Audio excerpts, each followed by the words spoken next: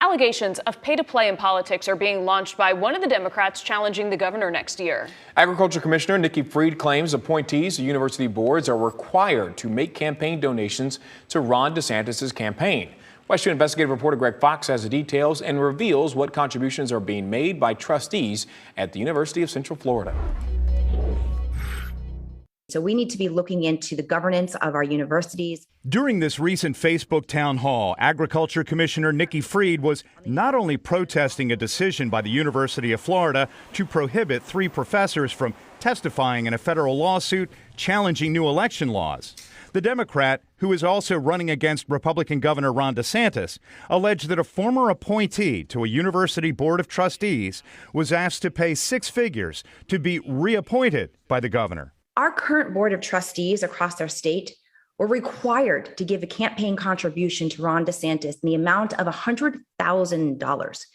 And if they didn't give him the campaign contribution, they were not reappointed to the boards. When I interviewed Fried about the comment, she declined to identify her source, but added, If you don't have money and you don't have access, then your interests are not being represented in government. And it really is such a disservice to the people that we have to be having these kinds of conversations.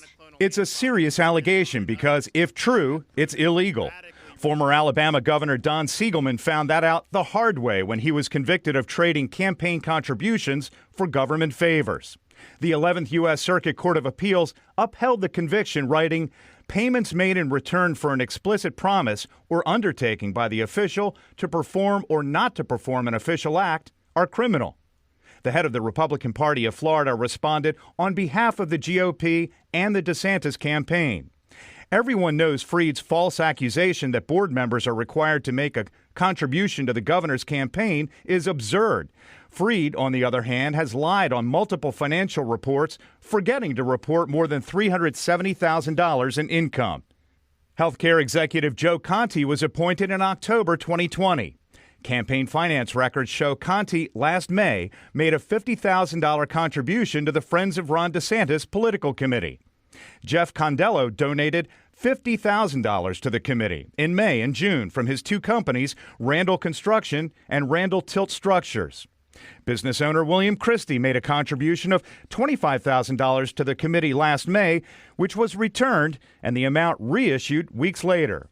Environmental services consultant John Miklos was appointed last May and weeks later donated $25,000 to the committee. The CEO of the Orlando Magic was reappointed by the governor last March. Alex Martins has contributed more than $11,000 to both Republican and Democrat campaigns, but none directly to Governor DeSantis.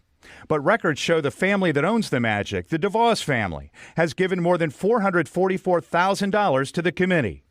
When asked if Martins or any member of the DeVos family has ever been approached by the governor or his campaign about contributions in exchange for a university appointment, a team spokesman responded this way: certainly not. There is absolutely no connection, and any assertion to the contrary is completely false.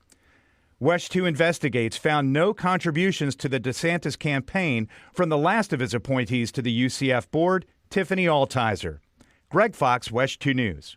And messages to UCF board members Conte, Miklos, and Condello were not returned. A spokesperson for Christie said he would not be available until the new year.